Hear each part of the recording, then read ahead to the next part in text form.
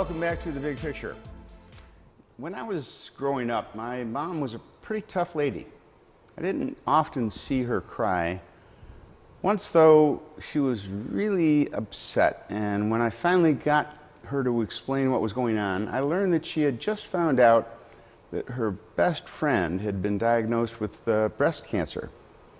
I was pretty young at the time, and I didn't realize the full impact of what she had just said until some months later when Mary, her friend who lived just a few doors down, passed away.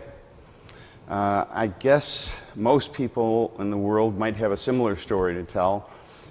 Some experience with a friend or a relative who's been unlucky enough to have been a victim of breast cancer, or known somebody who has been afflicted by this plague, this nuisance, this terrible thing.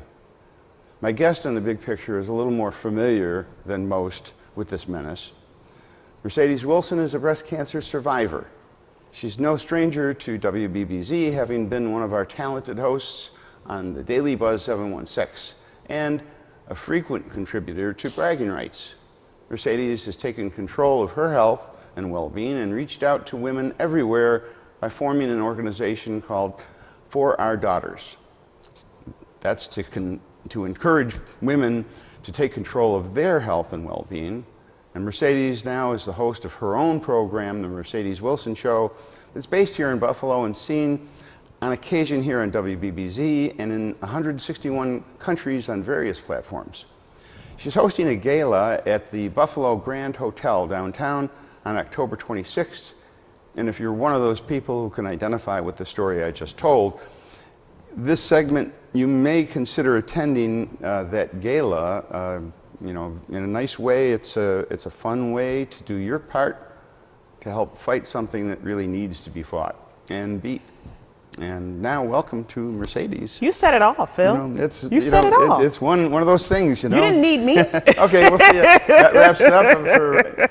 I know time goes quickly on the show, but I didn't It does. Tell me about why For Your Daughters. Why is that the organization? Well, just like you said, when I was 28 years old, I was diagnosed with stage 2 breast cancer. And when I was at the hospital, when the doctors were trying to figure out my regimen, they asked me about my family history. And I couldn't answer that question because I didn't know. To me, that was huge. It was a very embarrassing moment. And it was a moment where I made a decision that not only would I ever allow myself to be in that situation again, I wouldn't allow my children. And if I was struggling with it, I didn't know it, how many other young ladies didn't know it?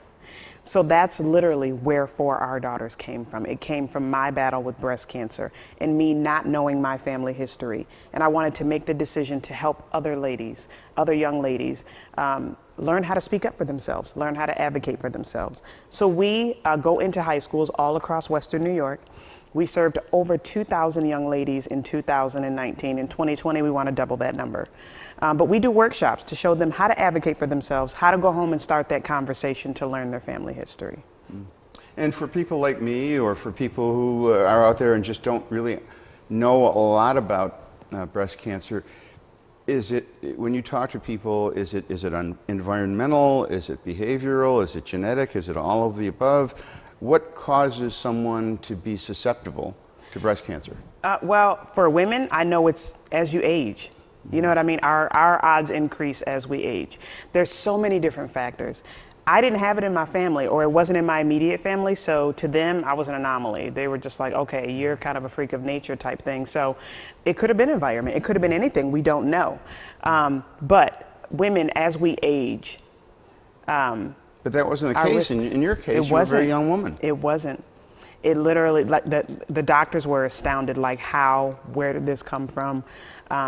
But we dealt with it.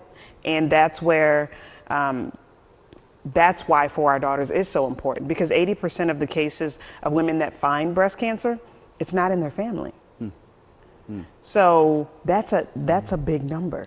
We should all be getting checked. We should all be okay with saying, hey, something's off, something's different here. Now, different forms of cancer are viewed differently in terms of how treatable they are, how dangerous they are, the progress over the last generation or two. What's the status? How are people and the industry, the medical industry, where does breast cancer fit into the spectrum of illnesses? Is it still one of the most dangerous, or is it progress? It's 1 in 8 women. So that's a lot. And I can tell you from speaking with women that maybe had breast cancer 30 years ago, the treatments have come so far. Now, explain that. 1 in 8 women get it, or 1 in 8 women who have it die? 1 in 8 women will get breast cancer. Okay. So if we're sitting in a room of 16 women, 20 women, 2 of us in that room will end up with breast cancer in our lifetime. And what about the survivability if you catch it early enough? It's a cliche, but it's so true. Early detection saves lives. Mine was stage 2. So I had a little bit of a lower percentage, the chances were lower, but it's when you catch it early. It's that woman that says, I have a new lump or a weird sensation or something going on, but guess what? I'm busy. I got to go take the kids to sports. I got to go do this. And then 6 months go by and that lump grows. It's when we nip it right in the butt, right in the beginning. Early detection saves lives.